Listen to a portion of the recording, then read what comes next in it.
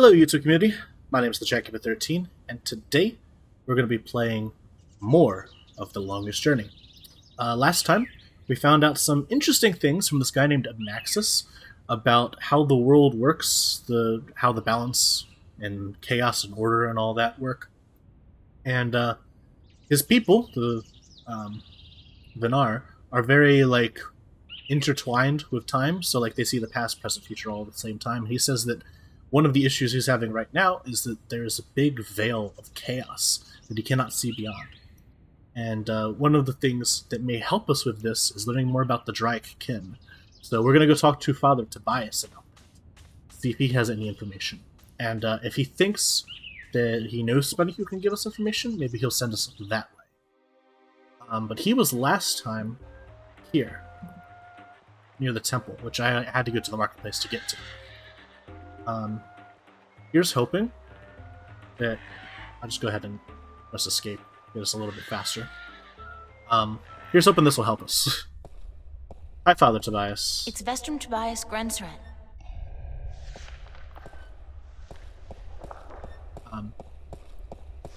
We also know that we can trust him, because at least up to the point of the veil, Tobias never betrays our trust. I'm a little bit skeptical that he's going to at some point, but perhaps... Good morning, Tobias. I'm a bit too distrustful. Why, it's April, my friend from Stark. Have you come to visit us again? So it appears. I didn't exactly come here by choice this time, though. Oh? How so, if I may ask? In a weird and twisted way, it's nothing out of what's become the substitute for ordinary in my life. One second I was in my room in Newport. The next, I was in a dark alley in Marcuria. You must have opened a shift while you were sleeping. Good. This means you are learning to harness your magic. Yeah, I guess, except I don't think I'll be able to get back home again. And this time, my mentor, Cortez, has no idea that I'm here. But I'm sure you will find a way to channel and control your power soon. In the meantime, is there anything I can do to help? Yeah, I want to learn more about the Drake kin. Yeah, let's work on that first. I need to locate the two dragons that reside in Arcadia. The Drakekin? Yeah. What's the difference? Dragons is a word from your world. The kin are not what they have become in your legends and fairy tales. But they're real, aren't they? Oh, as real as you and me, April. And old. They have been here since before our time. As you probably remember, the kin were instrumental in the Divide, saving mankind from a terrible end. Apparently, yeah. But I know so little. Only what I can remember from my studies when I was a minstrel at the Enclave. Okay, I would like to know more about them. How can I get more information on the Drakekin? Books, daughter, books. The wisdom of the ages. There is one tome you should study, called The Secrets of the Drakekin, by Minstrom Elniak.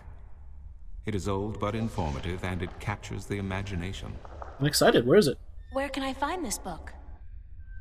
Pay a visit to the Sentinel Enclave, located outside the city to the east. The great library of the Enclave contains every book ever written by an Arcadian minstrom, and most others as well. Speak with Minstrom Yerin, the keeper of books. Tell him I sent you. Will do. Alright, I'll read that in a little bit. I also need to know more about this find the entrance Guardian's to the Guardian's Realm. realm. There is one. You are right in that, but where, I would not venture to guess. In the past, when the time came for the Guardian to step down and another to take his or her place, the Guardian opened a gateway wherever it was needed. A Guardian, still in full control of the balance, can invite anyone in and let anyone out. But with the Guardian gone, the only way in would be the point where the Divide was first created, where the tower was built. Isn't that location written down somewhere? Remember that this was done on the old Earth before the Divide. After the divide, after the creation of Stark and Arcadia, places were shifted about. This entrance may not even be on the ground anymore. If we can find it, we can use What it. do you mean? It could be up there, in the sky, or far below us, through the crust of the earth into the molten depths below. I cannot say, and I do not know anyone who could.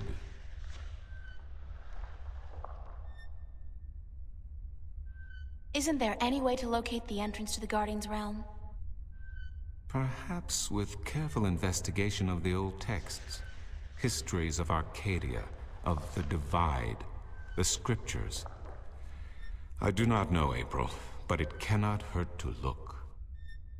Again, you will find these texts at the Sentinel Enclave. Speak with Minstrom Yeren. Okay.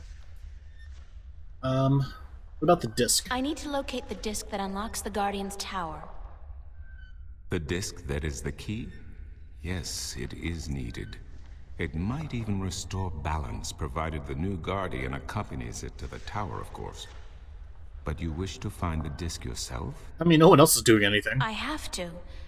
Cliché or not, it's our only hope. Yeah. You do this often, then? Save worlds? Apparently. It's an expression. Heroism in my world is more of a cliché than anything else. Yeah. I do not understand. But then I am merely a servant of the balance, while you are more. We are. But yes, Yeah. the disc. As I told you once before, when the Earth was divided, and the realm of the Guardian created, a disc was forged in the Well of Making. The disc was to serve two purposes: as a key to the Tower of Balance should it become necessary to enter it in the Guardian's absence, and as a replacement for the disc that is already in the tower should it be broken. The tower is now abandoned and locked, and the old disc shattered. I do think the time is right for the second disc to be brought forward and used. I honestly think that's part of the problem. You guys just, like, let the disc break, and you're like, well, I guess we can't do anything about this. Like, what's the whole point of you guys if you're not going to actually, like, try to fix the balance? Like, understanding it won't do you any good if chaos comes out and, like, everyone dies. Like, what are you doing? Where is the disc now? At first, more than 12,000 years ago, it was kept in the open, at the Sentinel Enclave outside Marcuria. However, when thieves attempted to make away with the disc, it was taken away, Why? so that the four parts of the disc could be divided amongst four of the magical people of Arcadia, people who would have nothing to gain from the balance being compromised. Great, so now I have to find those four people. What people were the disc divided amongst? This I cannot tell you. I am not sure anyone remembers now. But it would be in the scriptures, I am certain. So we're going to have to go back to the Enclave for that as well. Scriptures. The scriptures of the balance. There are 13 of them. 13 is a strong number, rich in tradition, and... Yeah, Did you know the Ireed High Council consists of 13 ministers? I didn't know that. No, of course you don't. 13 was also the number of the fathers who begat the Sentinel, and who built the Tower of Balance. You know, Taylor Swift would love this game. 13 everywhere. I mean, come on. So, is that at the Enclave? Where can I find the scriptures Confused. of the balance? If you mentioned that or not. Again, you will find these texts Yeah. at the Sentinel. Okay.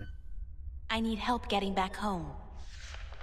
Unfortunately, I'm in no better state today to help you shift than I was the day before yesterday. Oh my god, it is only You are 2 the days one with later? Talent. Holy And cow. so you must learn to use that talent. Okay. I guess so. I guess I just have to go to this Enclave now. Thank you, Tobias. Thanks, Tobias. Good to know I could help you, April. You kind of... It'd be more helpful if you didn't let the disc break. Also, how can the disc be put off into, like, 4 different parts and that not break it, but it just, like, sits in the thing and breaks? I don't understand, like, what's going on with that. That's confusing to me. But I don't know. Maybe it's its own thing. Do I want to go to the city? Yeah, let's just go to the city. Alright, so the Enclave is over here. I'm gonna ask Westhouse if he knows anything. It's Brian Westhouse, expat and minor recluse. He might have some information. Oops. Hi there, Mr. Westhouse. I'm back. My word. What on earth possessed you to return to this godforsaken place? You were lucky to escape the first time, but now you're really pushing it. It's not that bad a place, or else you wouldn't stay here. Besides, this time I didn't exactly come here by choice. I stay here because I'm a true masochist, Miss Ryan. And who forced you to come? Was it Cortez? He doesn't even know I'm here, unfortunately. No, I think I had some kind of accident with my so-called powers. I shifted in my underwear. He didn't need to know that part. No, huh? Isn't that the way it is, though? We always cross the rift at the most inopportune times. Care for a drink? Oh, no, that's right. You, don't. We could. I got no issue with drinking. Would you mind helping me with a few questions? Maybe April does. I've nothing better to do, so shoot. Yeah, maybe you know something. Yeah, do you know anything about the Dry Kin? Do you know anything about dragons? I try to stay out of the affairs of the kin these days. What precisely do you wish to know about the damn beasts? There are 2 dragons in Arcadia, and I'm trying to locate them. Yeah, I've heard that tale myself. But no, I don't know anything about it.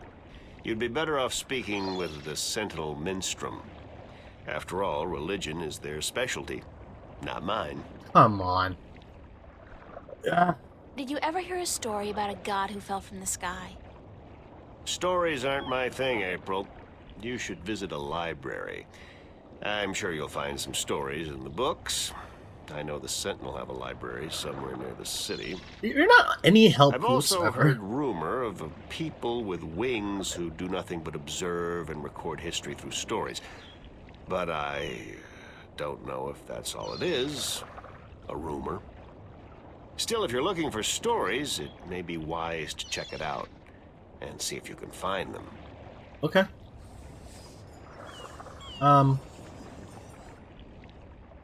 Can't do that right now. Fine. Okay. I'm looking for a disc that will open up the Guardian's realm. That's religion, Miss Ryan. And the only things I worship are whiskey, a good cigar, and a nice long... Anyway, don't ask me about all that balance mumbo-jumbo.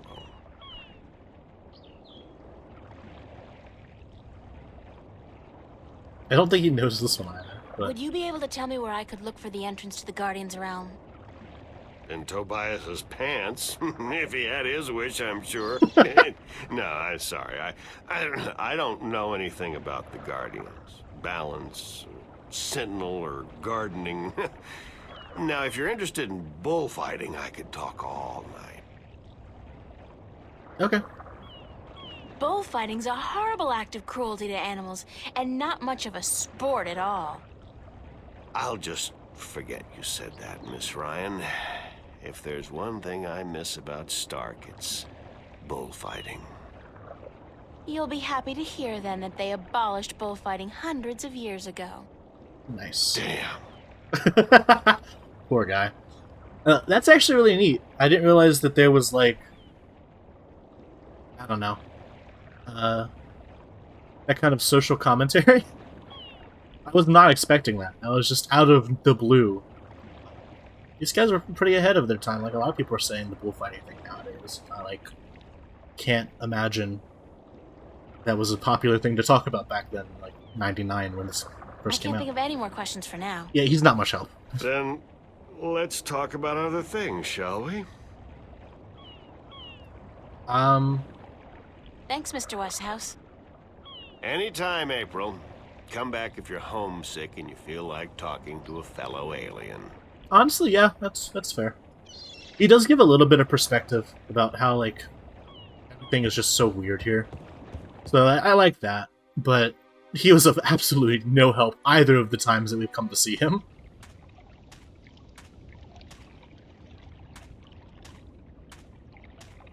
It's some kind of sandstone, very malleable, but also very vulnerable to the elements.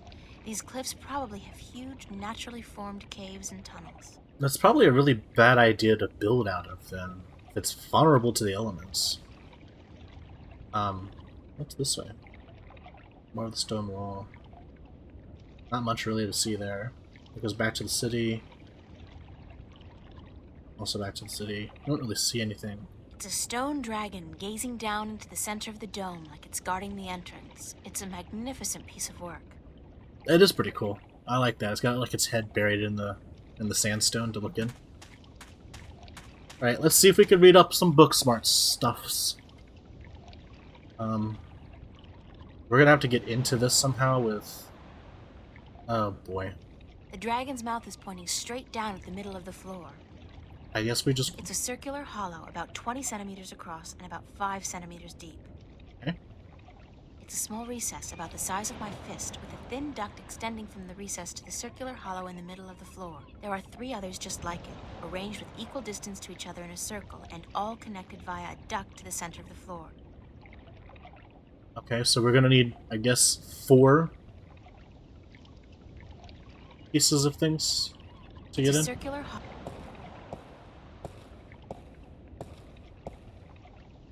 Alright, let's just go downstairs. Maybe that's for later. There's a priest there. I do not like this music. It sounds disconcerting.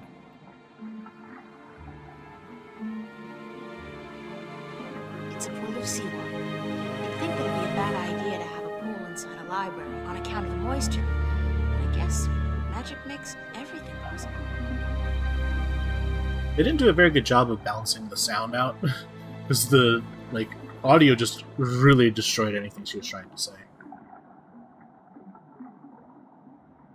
Can I get... Is that even possible? Or is it, like, super far away?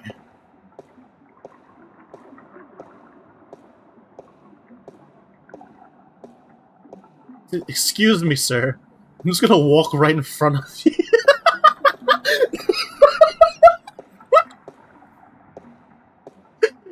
Sorry, the pool is much more interesting than your books and magic and stuff. I want to learn more about this seawater.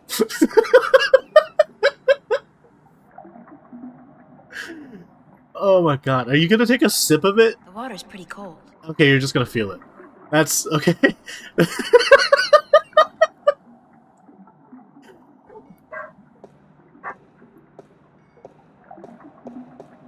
It's a rusty wheel. Okay, can I use it? I look like a serving maid. It's fine. It's stuck. Right, we need to get some WD-40 then. Bring it back. I'm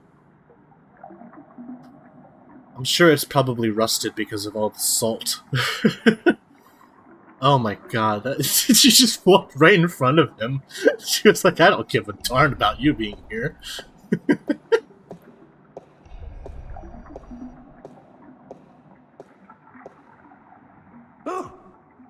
Oh, goodness me, I didn't hear you come in. By the way, you haven't seen Volume 6 of the Complete Annotated History of the Northlands, have you? I could have sworn it. Nah, Gerald took that one out yesterday. Sorry, no. I haven't seen it since. I guess someone else must have taken it. I try to tell them to write down what they borrow on the list, but they never listen. Only last week, I spent 3 hours searching the entire enclave for the second scripture of the ballads, the scripture of song, before I realized that Vestrum Tobias was studying it back in the city. Now, such incidents could be avoided if only, and this applies to you too, young lady, people would sign out the books they borrow when they borrow them and sign them back in when they're done. Such a simple procedure. It shouldn't take more than a few seconds to jot down your name and the name of the book you borrow. It makes my job so much easier. Now, which book did you want me to find for you? We need a lot of them. Are you Minstrom Yaren? Yes, of course. Oh, what a silly question. I didn't know. How would I know? I don't know you. I am Minstrom Yeren, keeper of the Great Library of Marcuria. In fact, this is the greatest library of all the Northlands. Good to know. Perhaps of the entire world. Although they say the Dark People have a library as big, if not bigger, than this one. But of course, we're not allowed anywhere near there. Have you been there? Not yet. I don't think... What a silly question. Of course you haven't. You're not of the Dark People, are you? You don't look like any Dark People I've ever seen, so I can't see how you could possibly... Now, where did Volume 6 disappear to? I told you, Gerald took it with him yesterday. Tobias said I should talk with you. Tobias? Vestrum Tobias? I haven't seen him for... Well, he was in last week, but before that it must have been days at least. How is he? Still eating enough for 2 mules? This poor guy's so overworked. I must tell you of this funny story I heard the other day, of how Vestrum Tobias eats enough for a table full of minstrum. Or was it one Elguan? Although the Elguan don't, as a rule, eat very much at all. Did you know that the Elguan can smell water more than half a day's journey away? Oh my god. Amazing, amazing creatures, perfectly suited for life in the desert. The balance provides, that's for certain. The balance provides. How old are you, sir? Vestrum Tobias recommended that I look at some books. Books is what we do best here at the Enclave, that is for certain. Which book would you like to see? Again, we have like 8 different books we need to check out. This is the first one. I'm most interested in the Silver Spear of Gorimon. But like, there's so much stuff I'm that we need to looking read. for a story called The Silver Spear of Gorimon. Yeah. Yes, a fanciful tale if I ever saw one, but a charming one. Did you know that I'm often paid visit by adventurers wishing to read everything available on the spear, so that they too can set out on their foolish quests? You get paid to kill people, don't basically? You just hate those adventurers? Well, they pay for my bread, milk, and butter with their contributions to the coffers, so I shouldn't be too critical of them. But they care not about the books. They care only about what the books can give them. I mean, isn't that the point? I care. About the books, really. I can tell. So, the Silver Spear of Gorimon, then? Yeah, that's the first one. We're gonna need like 18 other books, though. Like, we need stuff about the Dryakin, just in general knowledge. It's such a... We're lost. Hello there, sweetheart. One of our dogs decided to come over and say hi to me while I'm recording. Hi. This is okay. Go lay down, sweetheart. Thank you. I did find something of interest. I'll leave it here for you to read. Thank you, I appreciate that. Alright, let's go ahead and read this book.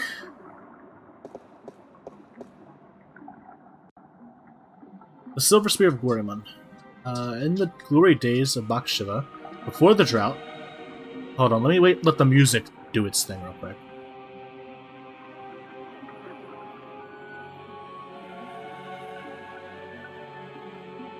Go on. Get through your little spiel.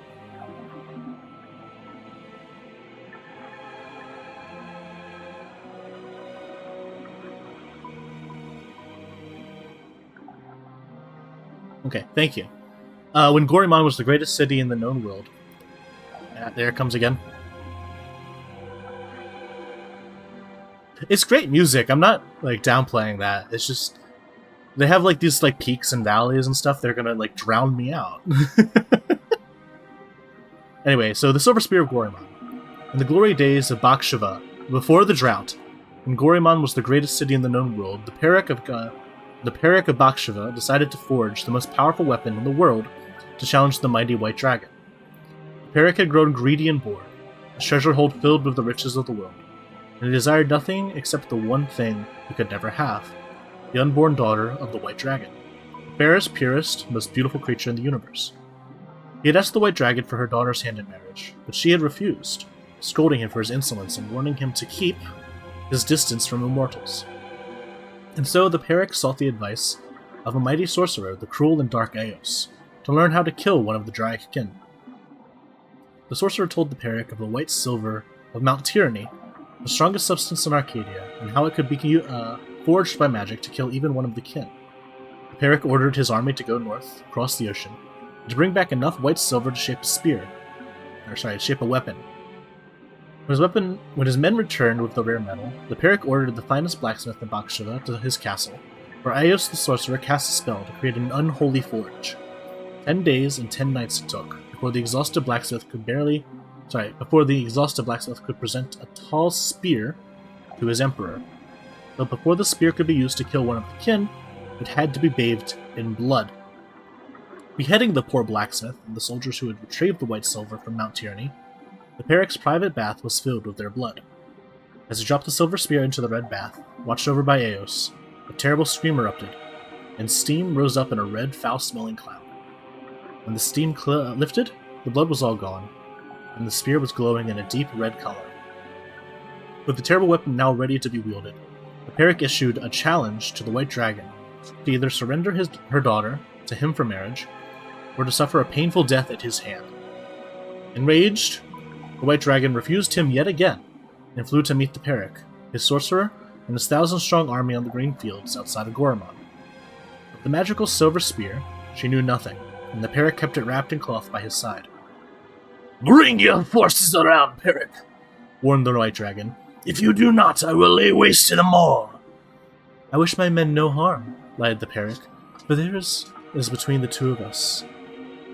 He then rode forward alone and dismounted his horse, but stayed within reach of the spear. The White Dragon landed before him, and she said, "You are brave to face me like this when you know you cannot harm me." Then the Peric raised a hand as if to greet her, but it was instead a sign to his sorcerer, the terrible Eos, who cast a mighty spell to hold the White Dragon while the Peric drew his silver spear. The White Dragon fought bravely, and she was close to escaping the sorcerer's magic, but the Peric was quick, and he thrust the magic spear into her chest. She screamed in pain and anger, and the sorcerer's spell could no longer hold her. Rising on her beautiful wings, blood pouring down on the land below, she cursed Bakshiva, her Peric, and her people for all time. Wherever the White Dragon's blood fell, the land turned arid, and grass became sand. The Peric sent his army to follow the White Dragon, and to bring back her egg. And the drought grew, and within days, the once proud empire of Bakshiva was turning into a desert. Then followed a fierce storm that tore across the land for 100 days and nights. And when the dust settled, there was nothing left of Bakshiva but 2 coastal cities and a few scattered oases. It is said that in the burned ruins of a lost capital, wrapped in the arms of the Peric who dared test the immortal, rests the silver spear of Goramon. Are you done? Let me take that back for you. Thank you. That dude, that Peric, not a good dude. He's like, "Yo, can you build this thing for me?" And the blacksmith's like, "Yeah, sure, I can help you." And then he kills him to make the spear like super duper powerful. And then like he stabs the dragon with this spear, but he doesn't even kill her. So like he didn't do anything other than like harm her and like give her a taste of what it is like to be mortal. Like, plus he killed all the people that went and got his stuff for him. Like that, what a jerk.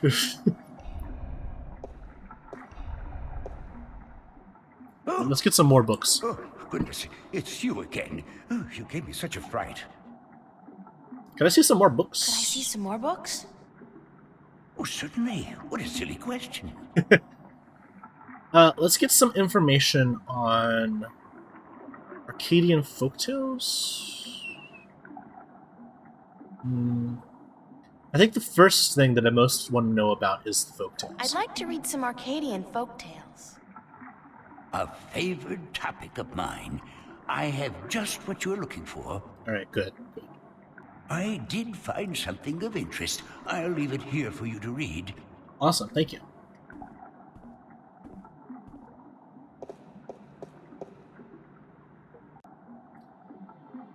Sadra the Faithful Wife. Sadra was married to a brute of a man named Karen. He was a bully who drank, cursed, gambled, and beat up his wife when he lost coins at the cups table. Still, Sadra treated Care with respect and care. She fed him when he was hungry, she made his bed and washed his back. She laid down with him when he told her to. She never complained of her hardships to anyone, even though some days she woke up with her bruises all over her body. Despite her husband's treatment, Sadra was a beautiful woman with lovely dark hair and green eyes, and men would admire her when she went to the market for food or to the town. Or the town well for water. But none dared approach her, fearing her dangerous husband more than they admired her beauty and grace. People would say, "Poor Sadra, she deserves better than what she has. She's so good and patient, even though her husband mistreats her every day." But no one was willing to do anything to free her from her husband, as they all feared his wrath. "She chooses her own path," they would say, "and it's not our duty to interfere." Then, one day, a tall and handsome prince rode into town to visit the elder council. When he spotted Sadra carrying 2 heavy buckets from the well to her home on the edge of town, he was taken with her beauty and youth, and he jumped down from his horse to help carry her buckets home. On the way, he offered Sadra courtship, but when told she was already married, he bowed respectfully and excused himself for acting inappropriately. That night, Sadra's husband heard about the prince helping his wife, and after striking her down for letting royalty interfere with her duties, he strode drunkenly, for he had already had his usual fill of dark ale, towards the tavern where the prince and his cohorts were staying. When Care arrived at the tavern, the prince was eating dinner, and when told Sandra's husband was there to see him, the prince stood and waved the man closer. "I must congratulate you on your good taste in marriage," said the prince, "for your wife is the most beautiful and good-hearted woman I have ever met." And then he offered Care, I'm gonna say Care. He offered Care a seat and a tall mug of ale, but the angry husband did not appreciate the prince's advances, and he drew his sword and lunged at the prince before his guards could react. The prince was quick, and lucky to avoid certain death, and before Care could make a second strike, the prince had recovered his sword from where he stood by the wall, and stood ready to fight the brute. "Leave him be," said the prince when his guards drew arms and ran to protect their liege. "This is between him and me." Smiling briefly, he nodded his head to Care, and stood to attention. Obviously, his skill with the sword was formidable. Care, a coward at heart, knew that if he'd fought fairly, he would surely die, and he sheathed his sword, but loosened the knife he had tucked up his long sleeve. "My pardon, Prince," said Care. "My love for my wife is such that I am blinded by jealousy. I offer you friendship and apologies." He extended an open hand to the prince and smiled a broad lizard smile. The prince, unaware of Care's mistreatment of his faithful wife, smiled back, put down his sword, and extended his own hand. "Your apology is accepted, sir." Then, suddenly, Care's knife was in his hand, moving in a blur towards the prince's exposed throat. Had it not been for the quick eye of a nearby guard, who, with the broadside of his sword, struck Care on the side of his head, the prince would have been dead. The knife carved a deep scar on the prince's shoulder, but did no serious harm. Care was taken away to the town prison to be judged when the sun rose. His crime was surely punishable by death, especially if Sadra would testify to his cruelty in front of the judge. Free of Care's tyranny, the townspeople now spoke of Sadra's suffering by her husband's hand. But Sadra would not herself, even now, speak against her husband. Instead of being sentenced to death, Care was sent away to work the king's mine for 25 years. Taken with her faithfulness, Prince yet again offered Sadra courtship, but again Sadra declined. She was still a married woman. Then, 1 year later, Care attempted to escape the king's mines by killing 2 guards and climbing the walls, but he was shot down with an arrow and died in agony and disgrace. Again, the prince visited Sadra's town, bringing condolences and a renewed offer of courtship, and this time Sadra agreed. A month later, the prince and Sadra were married in a glorious ceremony. When the old king died, the prince became regent, and Sadra his queen. She was as good a queen as the land had ever seen, and she was loved dearly until the day she died. And her funeral was the grandest and most tearful in memory. The Children of the Lake. Also, that last story, before I get into this one, what was the point of it? There's just a lot of, needless suffering. People were like, she has to handle this stuff on her own. And she's just like, yeah, no, I'm too committed to my husband. And so, the entire point up until, her husband dies, she's just, in pain and suffering. And then her husband dies, and she's like, well, I guess I can live my own life now. That's the end of the story at that point. What's the lesson here? What are we learning from this? There was a village by a lake where no one had borne a child for 20 years. Villagers were desperate, for without children their village would wither and die, and they turned to their god for help. The next morning, 50 young children rose out of the misty lake and wandered onto the shores, much to the joy of the childless women. "We are yours," said one of the children, "as long as you remember one thing. You are never to fish from this lake again. Instead, you must learn to hunt in the forest and live off the land." The villagers agreed, though they worried they might go hungry since they were used to catching and eating fish from the lake. But it didn't take long before they had taught themselves to hunt and grow wheat and potatoes in the field. 18 years passed, and then one day, an old man grew tired of rabbits and deer and potatoes and bread, and he longed to catch a big fish and cook it over a sizzling fire. He took his boat out to where the villagers would not see him, and he sank his line. Almost immediately he caught a large trout, but as he was rowing back to shore, he saw the children of the lake wander from their homes back into the dark waters from whence they came. Their mothers called for them, tried to hold on to them, begged them not to leave, but they would not speak. One by one they disappeared into the lake. The old fisherman then saw, as the children sank into the murky waters, how they turned into large fish and sped off into the deep. He was shameful then, and dropped his catch back in the water, but it was too late. The village would forever remain childless.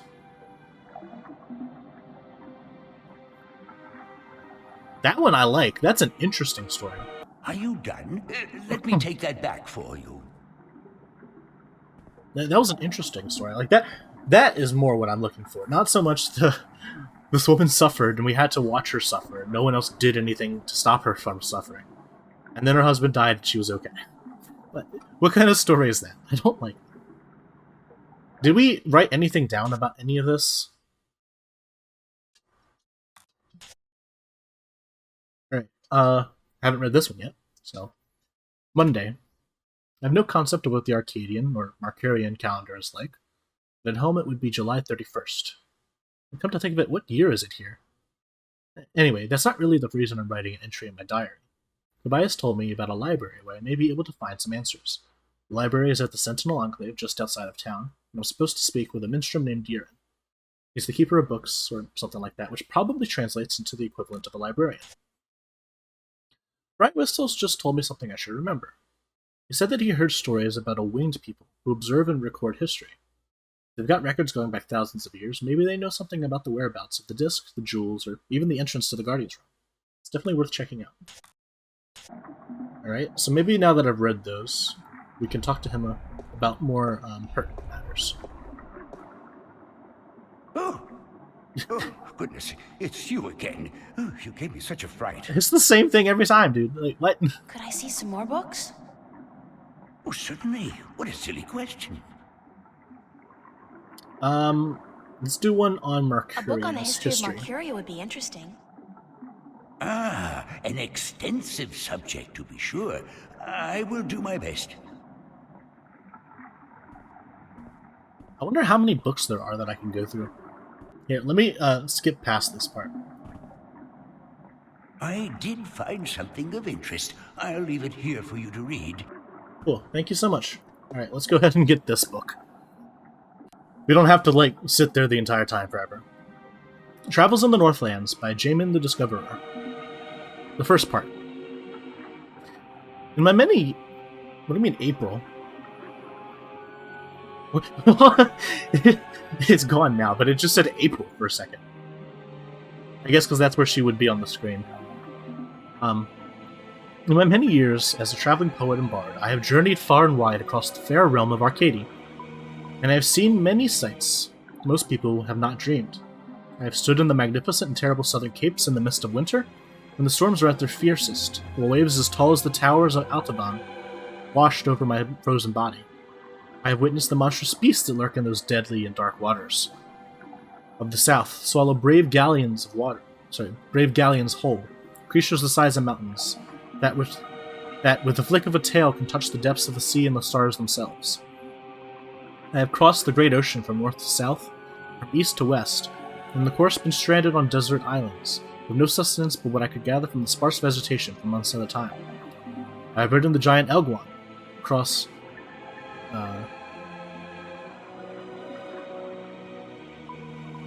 Cha'anga Grail, the wasteland, from Altaban to Monterba, and further south were the Taruk The oases are few and far between, and I have seen the shifting dunes above the ruins of Gorimon, precious jewel of the Bakshavan Empire, concealed for centuries by the coarse and treacherous sand.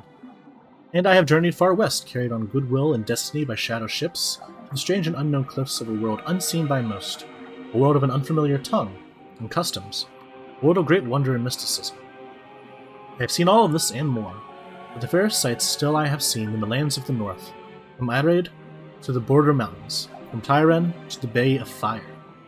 No sight can ever compare to dawn at the Mount Tierney, looking down to the plains of Nedra, where wild stallions run free in the thousands. And to look on the city of Coruscant, the Pearl of Fire, while the boiling sun sets in the ocean beyond, slow waves reflecting dark yellow and red as they lap slowly upon the sandy shores, an experience truly treasured and ne'er forgotten. These lands are blessed by the Creator, shaped by men, yet wild and free and fertile, home to the greatest cities, the most precious sights, and the most cultured and civilized people in Arcadia. Of all the fires I have rested my weary legs by, of all the taverns where I have learned the legends of tale spinners and memorized the songs of bards, of all the lands where I have wandered from city to village, it is to the Northlands that I return time and time again to learn evermore. Join me now, for I will invoke in you the very emotions I first experienced in visiting the sights and treasures of the Northern Lands. Join me, and I will surely bring you there, to the exotic mists of the blessed land, and you will pine for its rugged coast and green woods and its hardy people. And like me, you will ne'er rest until you can return to yonder shores. Marcuria, O Marcuria, thou unkempt diamond, what capitals thou art by truth the fairest. What counsel may seek, for knowledge kept within is centuries sought and gathered, by men wiser than the ages, brought hither by word of mouth. Marcuria, changed thou not the course of war. Between thine people, diplomat, wise man, magician, all this and more, thou hast without equal the mark of merit and virtue, written by Jermaine Earthrin, the poet. The august capital of Arid, a unified country, Marcuria, lies on the hardy southern coast of the Northlands, halfway between Tyren and the Coruscant. Between Tyren and Coruscant, not the. It is the port of call for merchants, traders, adventurers, and pilgrims from all four continents, a place of commerce and diplomacy for millions of humans, and other species. Irid is a strong and proud land perched between the plains of Nedra to the north, the lands of the Tyren to the west, the Great Sea to the south, and the forests of the Northlands to the east, and inhabited by humans, Dolmari, Tyren, Mole People, and Vanan. Irid was formed after Marcuria emerged as a major center for diplomacy and trade, and became the banner under which the surrounding lands united as one. Irid is a democracy, currently led by the Chief Council of the Irid flag, Lord Igvan Dellen. The High Council, composed of the ministers who govern by representation, resides in the Marcurian Hall of Assembly, flanked by the palace and the barracks. The Irides are traditionalists, and their form of government has barely changed over the last few millennia. In High Tongue, Irid means unification, or assembly. Marcuria is one of the largest cities of Arcadia, capital of Irid, and the center for trade, diplomacy, and cultural diversity. Okay, so Marcuria is the city in the city-state of Irid on the continent of Arcadia. I think. That sounds correct. But Arcadia is this Earth, though, isn't it? So maybe it's not. Maybe Irid is the continent. No idea. He doesn't say on Arcadia, so that's confusing to me. I'm not entirely certain of that, but Marcuria is the capital of Irid. Cool, good to know. Populated by a large variety of races, from human to Venair, Marcuria has grown from its origins as the birthplace of humanity, to a city of all Arcadians and the hub of the civilized world. Founded 20,000 years ago at the shore of the then unconquerable ocean, it is the first known permanent settlement of the emerging human race. Initially left to its own devices by more developed races, Marcuria grew large and wealthy and fat. With newfound confidence, it passed through a period of expansion, which gained it a reputation as a merciless aggressor, which soon brought violent attention from the Tyrant in the west and the Dolmari in the north. After years of war, Marcuria was decimated and subsequently rebuilt with sufficient reinforcements to weather attacks from both sea and land. Peaceful times followed, whereupon Marcuria settled into the role it has in today's Arcadia. Although all surrounding areas fell under its jurisdiction, there was sufficient self-governing and few central taxes to appease all but the most disgruntled. The huge areas of farmland around the city benefit from the well-kept roads, markets, and the busy export to other lands. Okay, so Marcuria decided to get into a war with the Tyren and the Dolmari, and eventually got decimated, and they had to rebuild it. But since then, they've become powerful. The Tyren work with the Vanguard, and so they're supposed to be our enemies. But Marcuria itself was originally bad guys at some point. And that means that the Tyren may not be that bad to begin with. But the Vanguard are very clearly bad. So maybe the Tyren are not as bad as we think they are. They just simply have really bad allies. I don't know. Nearby villages benefit from the military might of Marcuria, protecting them against roving barbarians and Tyren armies. Marcuria also provides the people of the Northlands with one of the busiest and best ports in Arcadia, allowing travel to distant destinations around the world. Okay, so the Tyren do attack people. So, I guess this was one of those scenarios where Marcuria wasn't very good, the Tyren aren't very good, and the Dolmari are just trying to stop us from being bad. Maybe the Dolmari also have their own issues. I don't know, that's the thing about history, I don't know. Done? Let me take that back for... Thank you.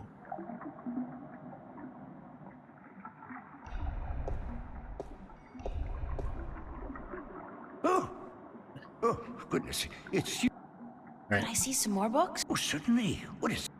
Alright, I'm looking for some information, but I'm not sure what. Oh, I can read more Arcadian folktales. I'd like to read some more. Let's do that first. Did I mention how much I like... Yeah, you're good. I don't need to know about your life story, but I just want to read. Thank you. We're just gonna read. That's all I'm interested in right now. So this was Sadra, the faithful wife, blah blah blah blah blah blah blah.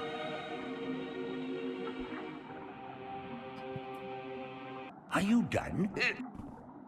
Okay, so he gave us the exact same book. Well. Alright, I guess we're just gonna ask him about something that we don't know what we're looking for. And we'll go from there. Could I see some more books? I'm looking for some information, but I'm not sure which book to ask for. No matter. I know a great deal about most of the books in here. What topic intrigues you? God, there's so much stuff that I need to learn about. So we got the Drykin, we've got the Stone Disc, we've got the Flying People. I'm more interested in the Drykin than anything else. I'd like to learn more about dragons, about the Drykin. Oh, yes, yes. We have some wonderful books on that topic. Stay here. Awesome. Just in case he says something I new. did find something. Right, he didn't. But you never know. He could have said something new. Ah, here we are. Alright, Secrets of the Drykin by Minsham Alyak. This is the thing that we are looking for. This is some progress. Not just, like, world-building stuff. Alright. The Drykin are known by many names throughout the Twin Worlds. In Altung, they're often referred to as Jrakin, and some variations of Low Tongue, Jrekin. In the Southlands, the word Draken refers specifically to the winged lizard shape traditionally associated with the kin. In Urhad, the eternal spirits of the kin are simply called Drak, regardless of the current shape. In Stark, most cultures refer to the kin as dragon, or Drage, Drake, Dragon, though this usually refers only to the winged lizard-like shape and not to the spirit inhabiting the shape. In fact, while in Arcadia, the kin are respected and revered as eternal spirits with great significance in the balance and the all, in Stark, the kin are mostly creatures of mythology and fairy tales. However, in some Stark legends in Scripture, most notably the Christian Bible, the name dragon is associated with the forces of evil, and thus the religious connotations do seem to have carried over in a somewhat distorted form. Who or what are the Draic kin? Why not ask who is the creator, or what is all? What is the all? Questions thus asked will remain in perpetuity unanswered, for they are in truth unanswerable. To condense all knowledge of the creator into one answer is futile, as is any attempt to define the all without describing every single element that makes up the all. So also with the Draic kin.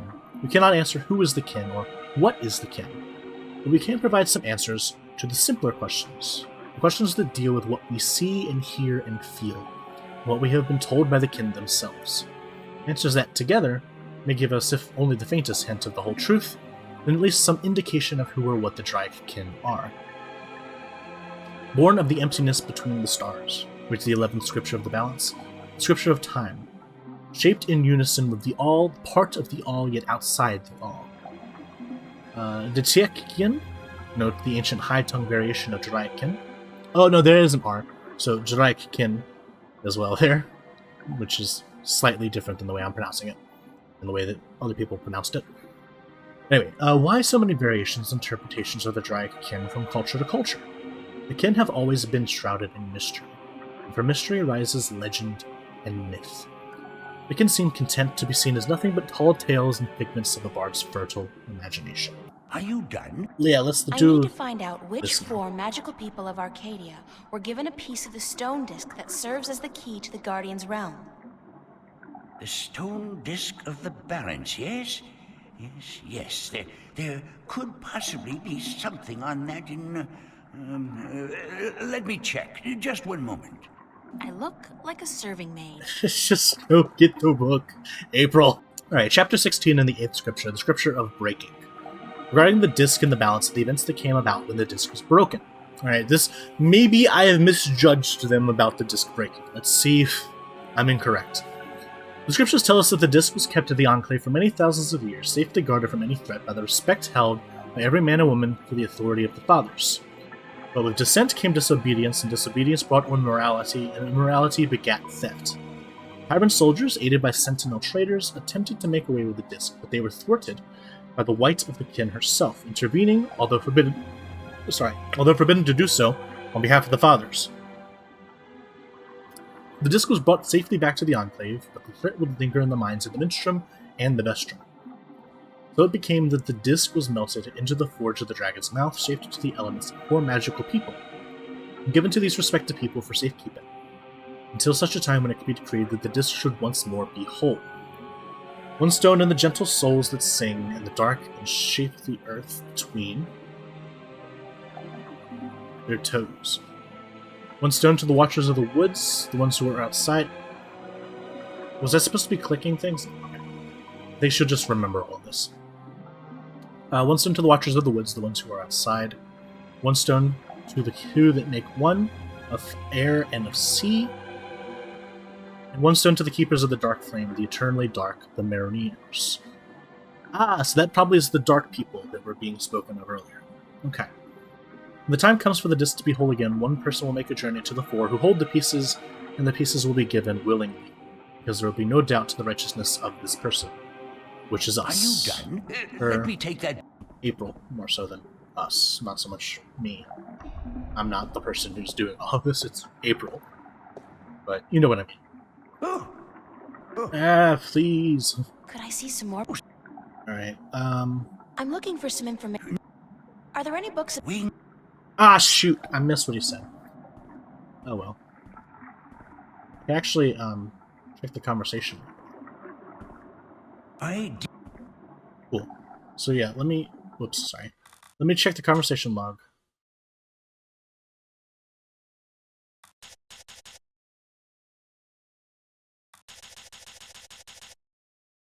Winged Storytellers. Let me see what I can find. Hold on. Okay. I didn't miss much. The island of Elias, near the Briston Atoll. Maybe I should try to go there. Alright, so that's an interesting thing. Elatian are crafty, winged people who have recently dwindled in numbers and whose ability to fly long distances has been steadily diminishing over the past few centuries. The Elatian are known for their ability to remember and tell stories from before the dawn of mankind and up to modern events. The largest known tribe of Elatian, with whom traders have occasional contact, resides on the otherwise uninhabited island of Alais in the Briston Atoll. Okay, so I guess we're going to need an Elatian in order to help us traveling to and fro. So that's probably who we're going to go to next. Oh, goodness, it's you again. Right, is there more I books see some more. Oh, certainly. that I can read? I'm looking for some No matter.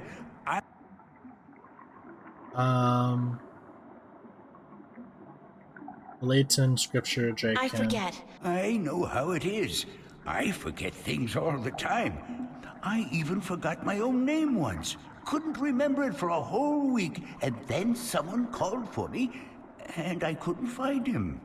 Strangest thing.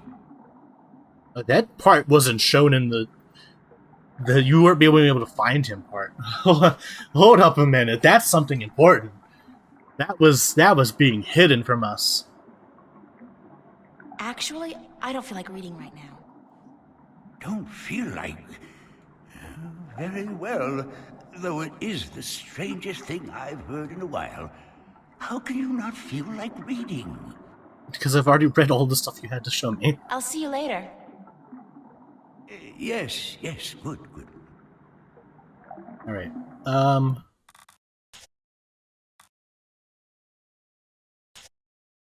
Went to the library. Yes, me, imagine that. To look for some information about those flying creatures that Brian told me about. In the Minstrel Museum's help, I found just what I was looking for. They're actually called the Elatian, and there's a tribe of them living on an island south of here, Elias, which is such good news considering how much I love water. And that was my sarcastic voice, by the way. Now, who do I know with a ship? Oh, okay. So, the Elatian are people of air who live by the water, so two within one. That's one of the people that we're probably going to need to go to talk to. I think they're the first people that we should talk to, and since they'll have information about the water, hopefully, because they have so much information from times long gone, maybe they can tell us about the god that fell in the sea. I think that was the perfect place to go to first. However, that's going to be it for this episode. I'm going to have to save it right here. I'm doing this just in case, for whatever reason, the recording doesn't sound good. That way I can, replay. But yeah, thank you guys very much for watching. My name is the Jackkeeper13, and I'm going to be signing out for this episode. I will catch you guys in the next one.